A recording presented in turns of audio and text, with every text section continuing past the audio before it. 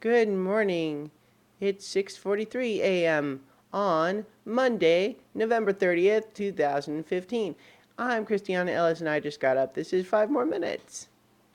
I'm not exactly at my peak right now. That is due to a number of things. First of all, I'm still apparently getting over this cold or whatever it is, coughing.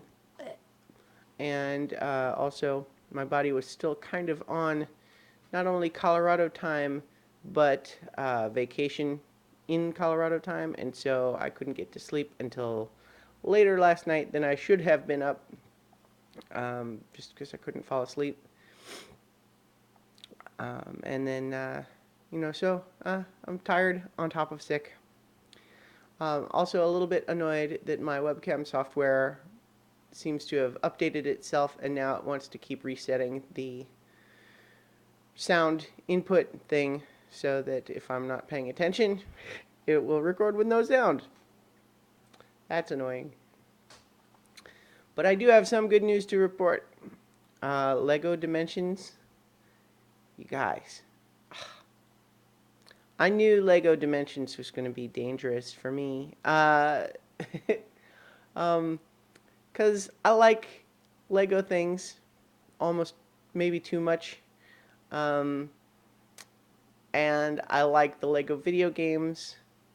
And now they have made a video game, a Lego video game that includes actual Lego toys. I knew. So I avoided it for a while, but now I have played it a little bit, and you guys. So let me tell you a little bit about how this works. This is the starter set. Um, Basically, you put the video game in first before building anything. It comes all in a box in pieces, just like any other Lego set. And it has you first just assemble the little Lego minifigures. And the starter set comes with little Lego Batman. Should be noted, not the same Lego Batman as in the Lego movie. This is the Lego Batman from the Lego Batman games, which is relevant because when we visit the dimension from the Lego movie, where we pick up Wildstyle, her Lego Batman is there, and the two Lego Batmans fight over who's the real Batman. We also pick up Gandalf the Grey from Lego Lord of the Rings. And so we first pick up those three, and then eventually we get the introductory cutscene where they zip and zap through various dimensions, through various little portals, until they discover where they need to repair an old portal for themselves. And at which point, on screen, it shows the instructions to make the portal. So you build all of this part, and then it sits on top of this piece, which connects to the PS4 through a USB cable, USB connection. And various bits of this can light up different colors, and that becomes relevant in gameplay. And then to power it, Batman needs a little Batmobile.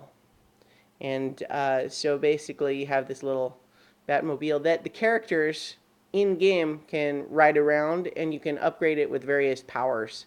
Like you can make it shoot little laser bolts. You can make it faster, or you can change the skin so that it looks like, say, the old 60s Batmobile, for example, in game. Obviously, this piece doesn't change.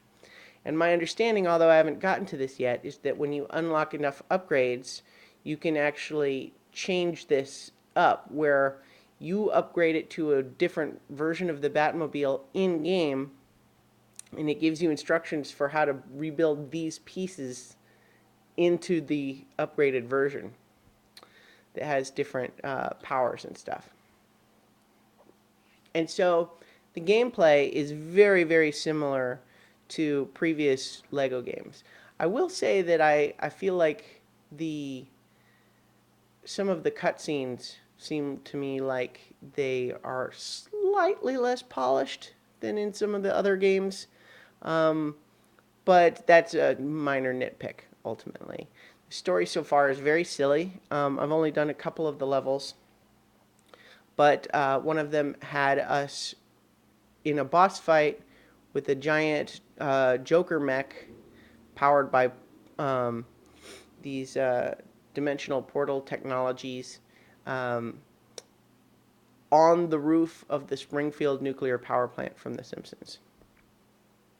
And so when you're playing, unlike some of the other Toys to Life games, the only other one I've played is Disney Infinity 2.0. This one, like I said, various bits of this can light up different colors. And so the game will frequently have you moving them around from one spot to another. Um, like, for example, you might open up a little uh, device that has 3 mini portals of different colors, and to move them between each location, you have to put them on the corresponding color. Because this, so like this is just a regular Lego minifigure, but the base here has the chip that the base, that the portal piece recognizes. And so that's how it can tell where you've placed it. And so part of the way they get you to buy lots of toys is that, we start with these 3 guys, Gandalf and Batman and Wildstyle.